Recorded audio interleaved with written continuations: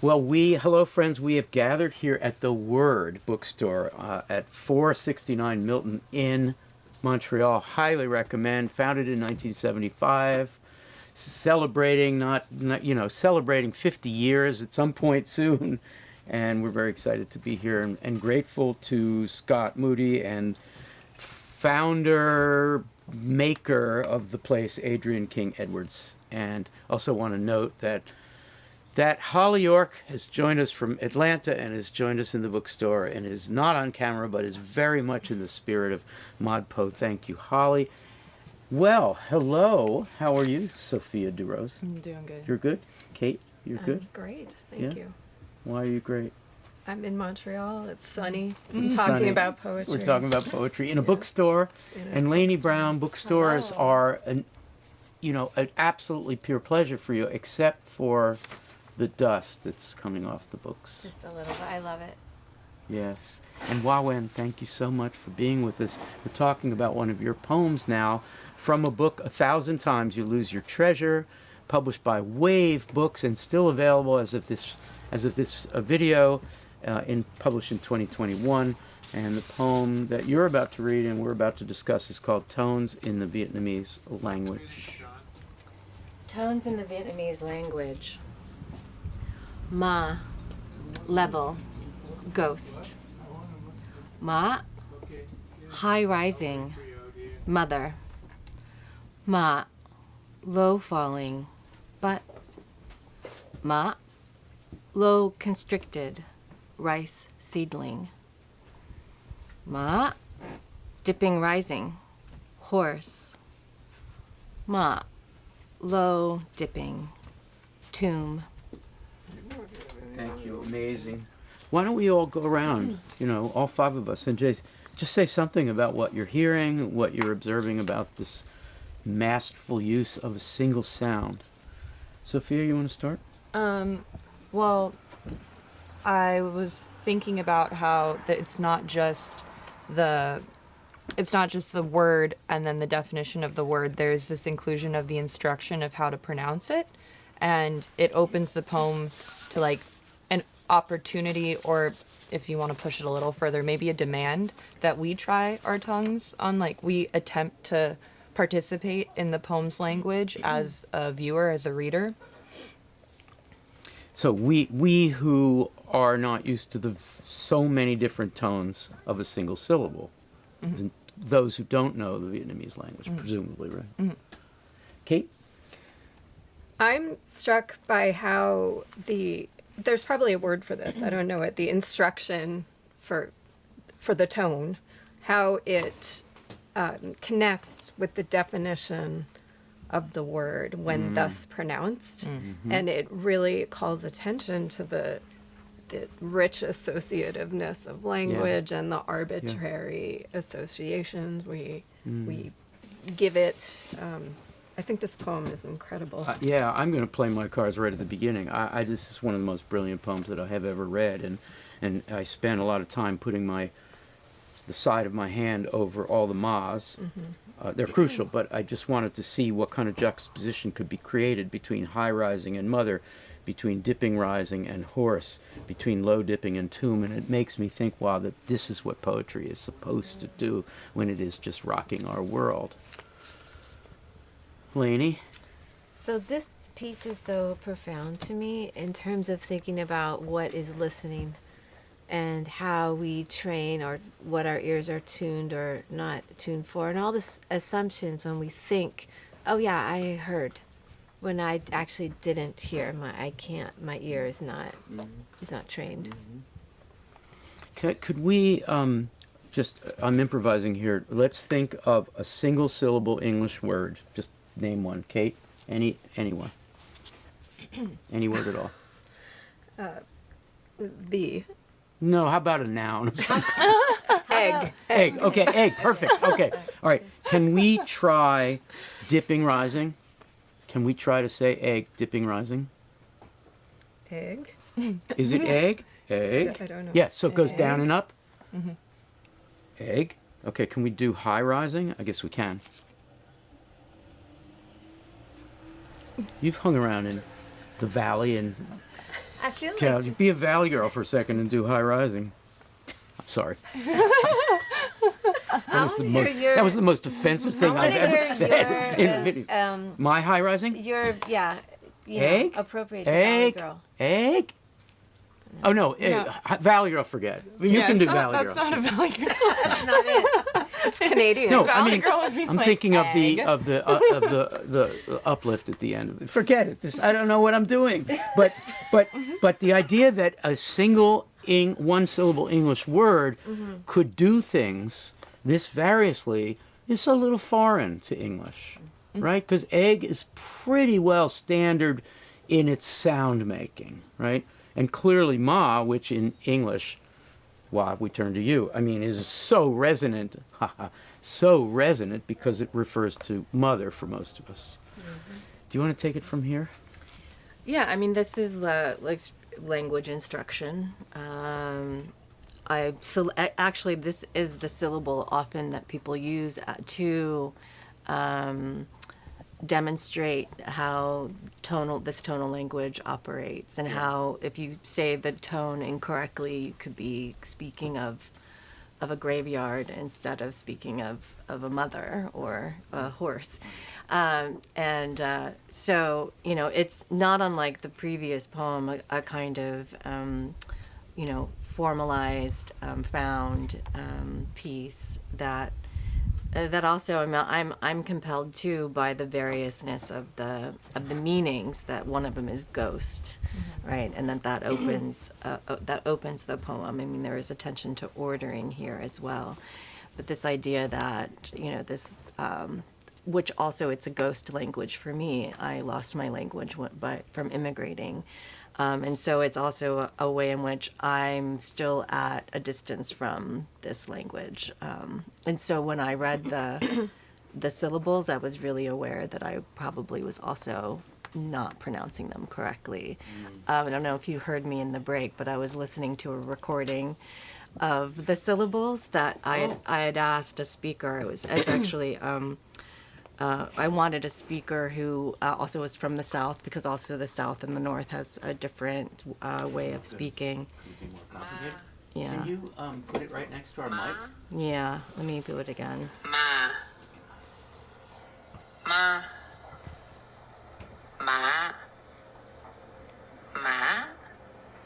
And that was Ocean Vuong, actually, who recorded that for me back when I wrote this poem. Could this be any more complicated? Because when we hear Ocean say this, all I can hear is a child calling for its mother. Ma, ma, ma. That is so forlorn. And if you do it wrong, a ghost appears rather than the mother that you seek. Right. Or a rice seedling. Which is very beautiful, a rice seedling. So tender. do you want to, I mean, the book is full of, and your writing generally is full, your mother is very important to your poetry. Yeah, this book in particular was interested in sharing a narrative about my mother, a Vietnamese woman who immigrated very early and assimilated into U.S. American culture, but who had this very colorful past as a celebrated motorcycle stunt woman in Vietnam in a circus. Let's say that again. Yeah. She was a I love it. motorcycle stunt woman in Vietnam. In a Vietnamese circus in an all-woman motorcycle troupe. So which, when you say that sentence, it's very exciting. And I had the experience growing up in the U.S. My mother in the U.S. was a career waitress. And so when I would present this information to my elementary school peers, they wouldn't believe me. And there's a certain sense of disbelief, I think, even still, because it's so fantastic and kind of glamorous and amazing, because typically Vietnam isn't associated with things like that. It's only associated in the Western imagination with other things. It's changed since the fall of Saigon, but for the longest time it was only about war, and the lead figures of that of event would not be a Vietnamese woman.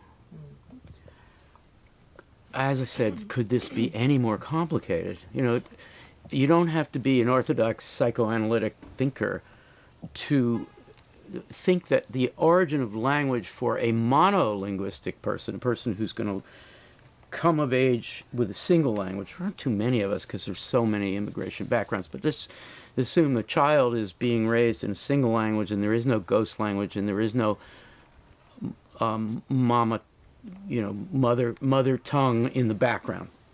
And that person develops language, in theory, as a way of compensating for the absence, usually of the mother, but of anybody who's very important to them. So you've got a child in a crib who's calling, mama, mama, mama. And in the Freudian lore, when that fails to appear, you start to learn the language of things that you want, including mama. All right, that's the first thing.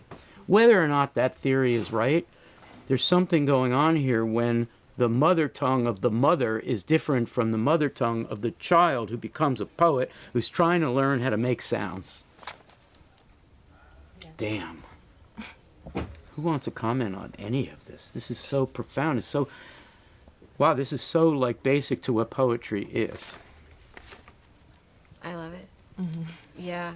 I was just thinking about how you were speaking about how if you look at these words, ghost, mother, but rice seedling, horse, tomb, it opens the poem in a new way, which makes me think about the mother as all of those things, like, and the creator of the list of all the things, that seems accurate to me. Mm.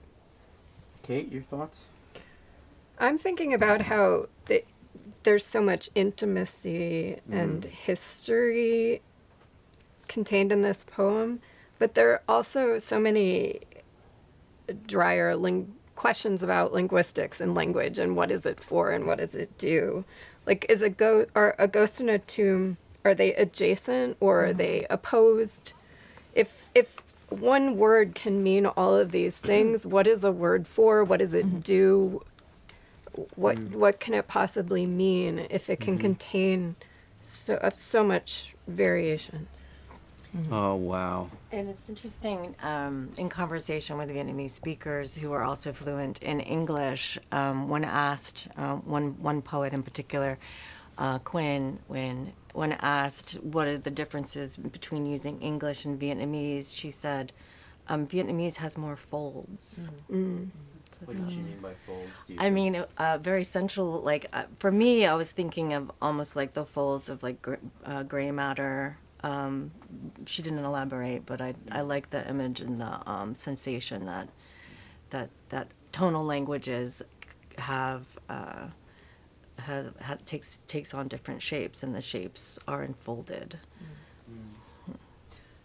What Kate said makes me think that this poem is a sound poem or a meta sound poem, because it's not itself making sound, although we had Ocean do it for us. So if one were to take my little experiment of taking the ma out, now I would take the definitions out and just read the sound of things that can be said with the human voice: level, high rising, low falling, low constricted, dipping rising, low dipping. That is humanity post or beyond or aside from this obsession we have with visual things making the meaning. Words on a page or a book, and we say the word book and we denote it, and the work has been done. But to think about language as sound gets us closer to tones in the Vietnamese language. And in the history of the U.S. or North America, after this big rise of the Vietnamese diaspora, one needs to start listening, even if that's not your language, because listening is essential to the way people mean things. And poetry does this. It is a sound piece, and it does make sounds, and if we can't hear it, we need to go listen. It's not that it doesn't sound, it's that right. My ears aren't trained. So I went online to try to listen, and I listened, and I thought, I still can't really not. I would need to really practice listening a lot more. Yeah. But I don't think that means the poem isn't sounding it. It means that I haven't spent the time. It when we do the sounding. Yeah. Thinking of it as, thinking about the importance of the sound and the listening, it makes me consider how this poem really is a really embodied poem.